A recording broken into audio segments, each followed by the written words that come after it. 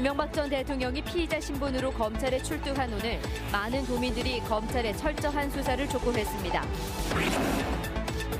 주차난을 해결하기 위해 낮에 아파트 주차장을 개방하자는 조례까지 만들었지만 주차장 개방이 말뿐에 그치고 있습니다. 심사평가원이 응급의료비 대불제의 심사 기준을 강화한 뒤 응급환자 생명보호에 빨간불이 켜지면서 제도 개선이 시급해 보입니다. 전라북도가 청와대를 찾아 GM 군산 공장을 포기하지 말고 꼭 재가동시켜달라고 호소했습니다. 여러분 안녕하십니까? JTV 8시 뉴스입니다. 각종 비리 혐의를 받고 있는 이명박 전 대통령이 오늘 검찰에 출두했습니다. 네, 이를 지켜본 시민들과 지역 정치권은 검찰의 철저한 수사를 촉구했습니다. 김진형 기자의 보도입니다. 가스의 실질적 소유주 등 20가지에 이르는 비리 혐의를 받는 이명박 전 대통령이 검찰에 출두했습니다. 텔레비전을 통해 1년 만에 또다시 검찰의 조사를 받게 된 전직 대통령을 보게 된 시민들은 허탈감을 감추지 못합니다. 조사는 철저히 해서 그 법 잘못된 점이 발각이 되면은 박근혜 같이 구속시켜서 30년이나 40년 때릴 수 있는 그런 법적 조치가 되어야 한다고 생각합니다. 이 전 대통령은 검찰에 출두한 5번째 대통령입니다. 시민들은 이를 의식한 듯 더 이상 검찰 조사를 받는 대통령이 나타나서는 안 된다는 바람도 내비쳤습니다. 이런 나쁜 별로 안 좋은 일로 조사를 받는 이게 일이 이번으로 마지막으로 끝냈으면 좋겠습니다. 지역 정치권도 시시비비를 밝혀 국민의 불신을 해소해야 한다며 검찰의 철저한 수사를 촉구했습니다. 이명박 전 대통령의 검찰 출두는 위대한 국민 앞에 부끄러운 일입니다. 무엇이 되느냐가 중요한 것이 아니라 어떻게 사느냐가 중요하다는 것을 우리 국민께 일깨워준 최소한의 해명도 없는 정말 모렴치한 태도를 취하고 있다고 보고 있고요. 검찰에서는 법과 원칙에 따라서 이명박 전 대통령의 잘못이나 범행에 대해서 낱낱이 의혹 없이 밝혀내야 된다. 정의당 전북도당도 논평을 통해 전직 대통령의 검찰 출두는 이번이 마지막이 되기를 바란다며 법과 원칙에 따라 구속 수사라고 촉구했습니다. JTB 뉴스 김진영입니다. 도심의 주차난을 해결하기 위해서 낮에 아파트의 주차장을 개방토록 하는 조례가 7년 전에 만들어졌습니다. 하지만 아파트를 개방한 아파트는 한 곳도 없고 신청 건수도 한 건밖에 되지 않습니다. 하원호 기자가 보도합니다. 전주시 인우동에 있는 한 아파트의 주차장입니다. 이 아파트는 전주시가 주차장 관리 비용을 지원한다는 소식을 듣고 지난 12월 개방 신청을 했습니다. 서로 상부할 수 있는 방법을 강구하다 보니까 이런 좋은 조례도 있다고 하고 그래서 이렇게 신청해서 조례도 받아서 저희 아파트에도 도움이 되고 구도심에 70면 정도의 공용주차장을 만들려면 30억 원이 넘는 비용이 들어갑니다. 하지만 아파트 주차장을 개방하면 이런 부담을 덜 수 있고 또 부근 상가의 매출에도 도움이 됩니다. 전주시의 부족한 주차장의 문제를 시민들이 함께 해결한다는 측면에서는 긍정적인 정책이라고 생각을 합니다.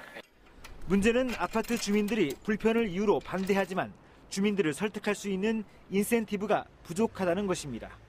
전주시가 주차장을 개방한 아파트에 제공하는 혜택은 CCTV 설치, 주차시설 보수 등의 최대 1,000만 원이 전부입니다. 홍보도 부족해 지난 7년 동안 들어온 신청은 한 건밖에 되지 않습니다. 양보를 하고 이해를 이끌어내야 될 공동주택 관계자들하고 협의를 해서 그분들이 원하는 사업을 지원하는 것이 그래도 바람직하고 한정된 공간의 활용도를 높이는 공유경제도 도입되는 상황이지만 아파트의 주차 공간을 활용하기 위해 만들어 놓은 조례는 7년이 다 되도록 낮잠만 자고 있습니다. JTB 뉴스 하원호입니다.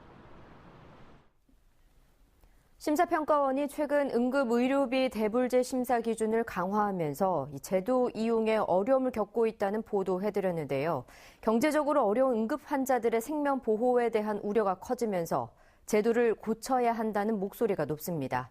보도에 정원희 기자입니다. 4년 전 잠을 자다가 오한과 복통을 호소하던 58살 유모 씨는 응급실로 옮겨졌지만 진료조차 받지 못하고 숨졌습니다. 병원 직원이 유 씨가 과거에 진료비 17,000원을 내지 않은 적이 있다며 접수를 거부했기 때문입니다. 지난번에 17,000원 덜 냈네요. 그걸 주십시오. 그걸 줘야만이 접수가 됩니다 그러더라고. 가진 건 10,000원밖에 없는데 이거 가지고 좀 해주십시오. 했더니 느닷없이 안 낸다고 하더라고. 법원은 지난달 이 직원에게 금고 1년의 실형을 선고했습니다. 병원 측이 응급의료비 대불 제도를 안내했다면 벌어지지 않았을 일입니다. 하지만 이 제도를 이용할 경우 진료비 입금이 오래 걸리고 준비 서류도 복잡해 안내를 꺼렸을 가능성이 높습니다. 지금도 많은 병원들이 크게 다르지 않습니다. 사정이 이런데도 심사평가원은 감사원 감사에서 지적이 나왔다는 이유로 병원의 대납 청구를 수시로 거부하고 있습니다. 감사원 감사에서 조금 더 정확하게 심사 위탁 업무를 수행해라라는 지적들이 있어서 좀 더 면밀하게 보는 거죠. 지난 2010년부터 보건복지부까지 나서서 교육과 홍보를 강화하더니 한순간에 뒤바뀐 겁니다. 전문가들은 제도 자체를 대폭 손질해야 한다고 지적합니다. 행정적인 절차도 되게 복잡하고 또 까다로운 게 있어서 병원들이 사실은 꺼리는 거거든요. 좀 제도적으로 보완될 점들이 상당히 많기는 해요. 경제적으로 어려운 응급 환자들의 생명 보호를 위한 제도의 활성화를 위해 커다란 변화가 시급해 보입니다. JTB 뉴스 정원익입니다. 정부가 한국GM 정상화 방안을 추진하면서 군산 공장을 포기하는 듯한 모습을 보이고 있습니다. 다급해진 전라북도는 청와대를 찾아 한국GM 정상화 방안에 군산 공장 재가동을 포함시켜줄 것을 호소했습니다. 송창용 기자의 보도입니다. 송하진 도지사가 청와대를 방문해 홍장표 경제수석 등을 만났습니다. 한국GM의 군산공장 폐쇄 결정으로 지역 경제가 황폐화되고 있다며 정상화를 위한 특별 대책을 촉구했습니다. 송 지사가 직접 청와대를 찾은 건 한국GM 정상화를 추진하는 정부의 분위기가 심상치 않기 때문입니다. 한국GM의 2대 주주인 산업은행을 관장하는 금융위원회는 한국GM의 국내 잔류 의지를 확실히 확인했다고 밝혔습니다. 하지만 한국GM을 계속 붙잡기 위해서는 요구를 일정 부분 들어줘야 한다고 덧붙여 군산공장 폐쇄 등 구조조정 계획을 받아들일 수 있다는 입장을 내비쳤습니다. 자동차 산업 전반 그리고 지역 경제와 고용에 미치는 영향이 심대합니다. 그만큼 이 문제를 해결해 나가는 데 있어서는 사회적인 공감대 형성도 매우 중요하다고 보고 있습니다. 앞서 문재인 대통령도 군산조선소 가동 중단과 군산공장 폐쇄로 전북 경제가 어려움을 겪고 있다고 말하면서 정상화를 언급하지 않았습니다. 대신 새만금 개발을 서둘러 지역 경제에 활력을 불어넣어야 한다고 정부 관계자들에게 당부했습니다.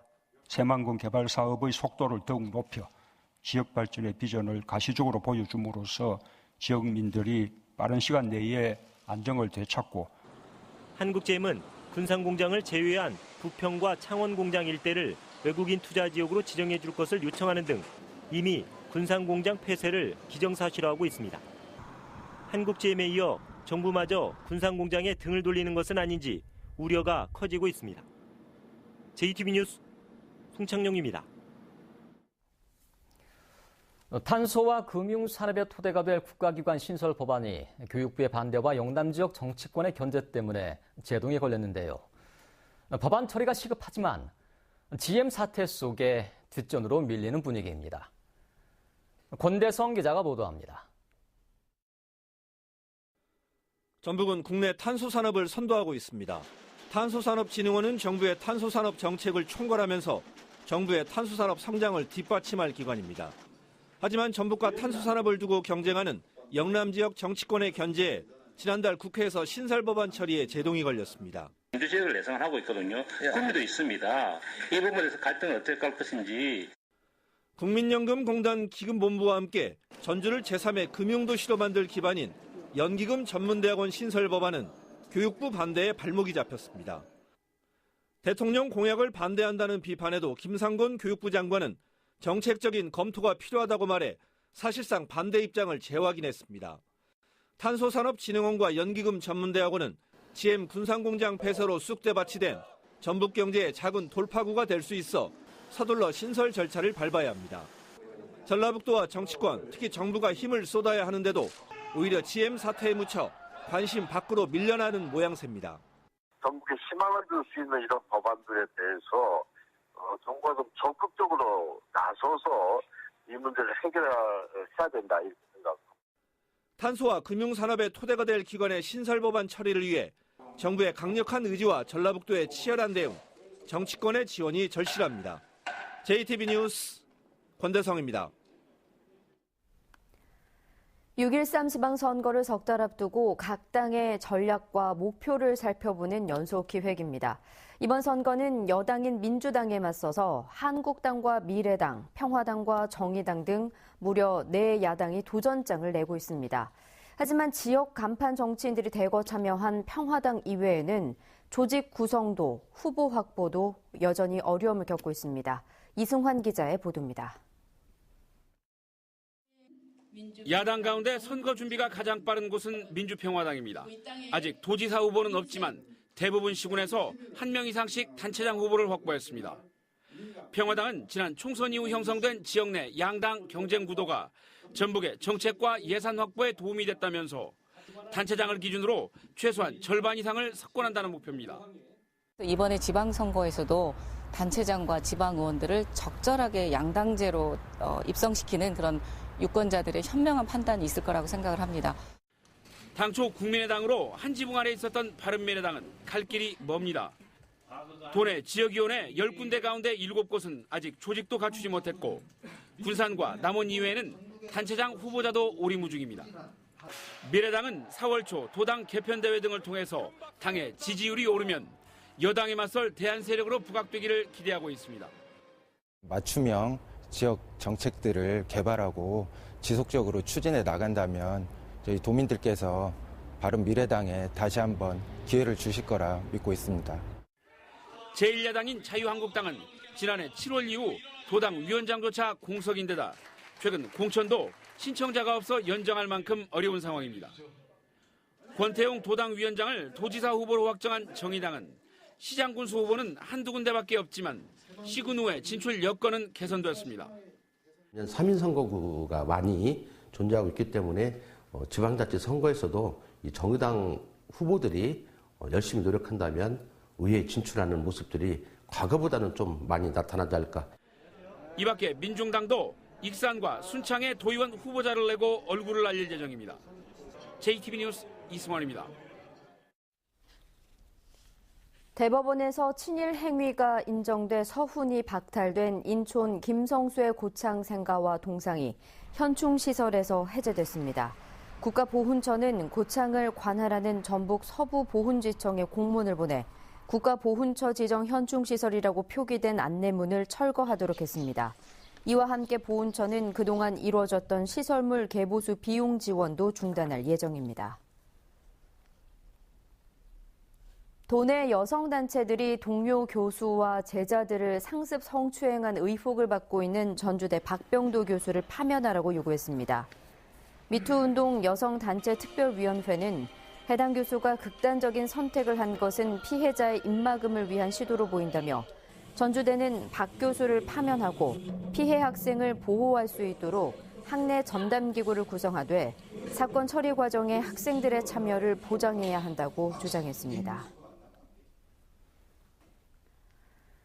전북지방경찰청은 아파트 분양 홍보를 해주는 대가로 기자들에게 금품을 건넨 혐의로 남원의 한 건설회사 사무실을 압수수색했습니다. 경찰은 오늘 오전 건설사 사무실과 언론사 등을 압수수색해 서류와 하드디스크 등을 확보했습니다. 이 건설사는 지난해 남원에 있는 아파트를 분양하면서 홍보기사를 써주는 대가로 기자들에게 현금을 전달한 혐의를 받고 있습니다. 전북은 오늘 전주 25도 등 20도에서 25도의 분포로 올 들어 가장 포근했습니다. 밤부터는 차차 흐려져 내일은 새벽부터 온종일 천둥 번개를 동반한 비가 내리겠습니다. 예상되는 비의 양은 20에서 60mm입니다. 내일 아침 최저 기온은 10도에서 14도, 낮 기온은 14도에서 17도로 오늘보다 6, 7도가량 낮겠습니다. 전주기상지청은 비가 온 뒤 모레는 찬 공기가 유입되고 바람이 강해 다소 쌀쌀해질 것으로 내다봤습니다.